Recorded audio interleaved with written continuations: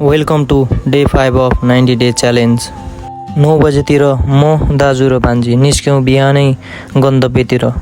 यो यात्रा लामो होला तर रमाइलो पनि छुट्टै भयो। त्यो चिसो हावाले लागेको चिसोपन सरासर कतै नरोकिकन हामी लाग्यौँ गाउँतिर। आज मन एकदम शान्त छ। त्यो क्राउडेड सहरको हल्लाबाट एकदम टाढा शान्त ठाउँमा। मौसम एकदम शान्त चिसो, घाम पनि टह लागिरहेको थियो।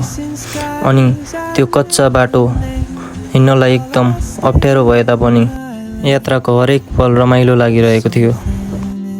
यो 90 डे च्यालेन्जको जर्नी त यही बाटोमा जारी छ। किनभने डिसिप्लिन त सिटीमा हुने कुरा होइन, माइन्डसेटमा बन्ने कुरा हो।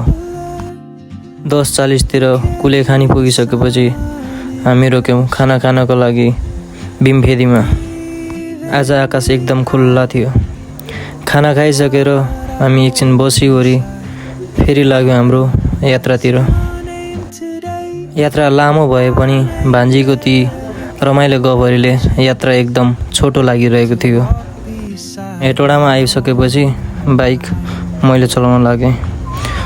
हेटौडा आइसकेपछि गाउँ आएको पत्तै हुँदैन।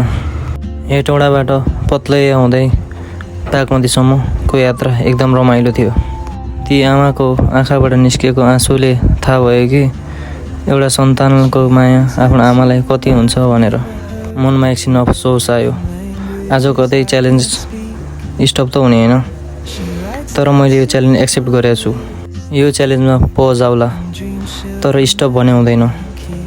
आज यात्रा गर्दा ज्यान धेरै दुखेछ, थकित छु, तर पनि यो च्यालेन्ज स्टप भने हुँदैन।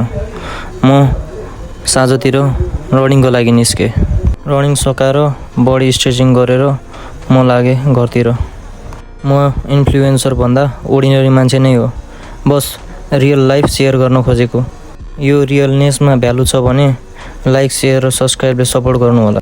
This is for today, time to do it again tomorrow.